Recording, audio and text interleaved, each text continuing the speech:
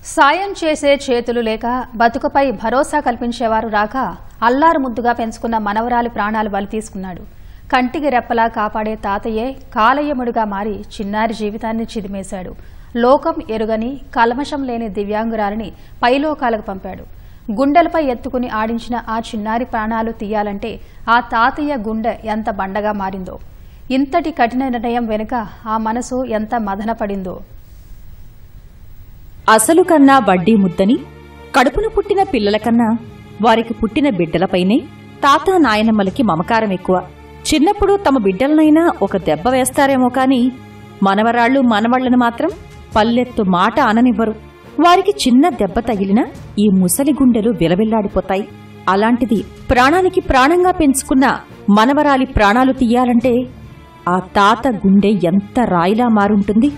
ఇంతటి కఠిన నిర్ణయం వెనక మరెంతో బలమైన కారణం దాగి ఉండి ఉంటుంది.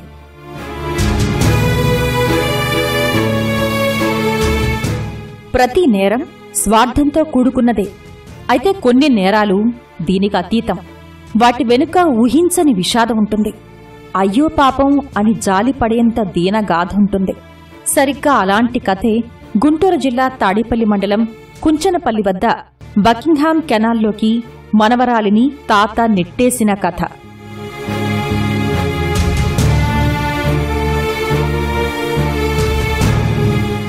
ఈ నెల 1న కుంచనపల్లి వద్ద బకింగ్హామ్ కెనాల్ బ్రిడ్జ్ పైకి బాలికను ఓ పెద్దాయన తీసుకురావటాన్ని స్థానికులు గమనించారు.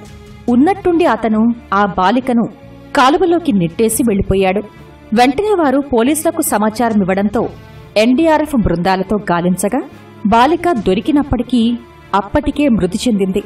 ఈ కేసు సవాల్గా తీసుకుని విచారణ చేపట్టిన పోలీసులు సీసీ కెమెరా దృశ్యాల ఆధారంగా 24 గంటల్లోనే నిందితుణ్ణి పట్టుకున్నప్పటికీ అతను చెప్పిన విషయం విని పోలీసులకు సైతం కంట కన్నీరు తెప్పించింది.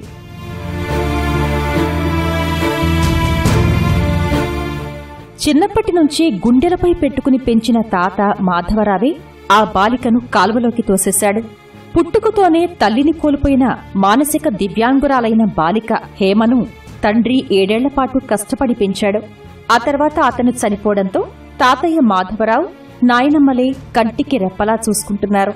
వృద్ధాప్యం, అనారోగ్య సమస్యలతో వారు తీవ్ర ఇబ్బందులు ఎదుర్కొంటున్నారు. తమ తదనంతరం బాలిక పరిస్థితి ఏంటన్న ఆందోళన రోజురోజుకు వారిని వెంటాడుతోంది. ఈలోపు నాయనమ్మ ఆరోగ్యం కూడా క్షీణించింది. ఎదుగుతున్న ఆడపిల్ల ఏమైపోతుందోనన్న బెంగతో వారిరువురూ కుమిలిపోయేవారు.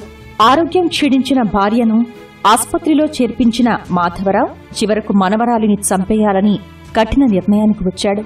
మనసు చంపుకుని బాలికను కాల్వలోకి తోసేశానంటూ కన్నీరు పెట్టుకున్నాడు.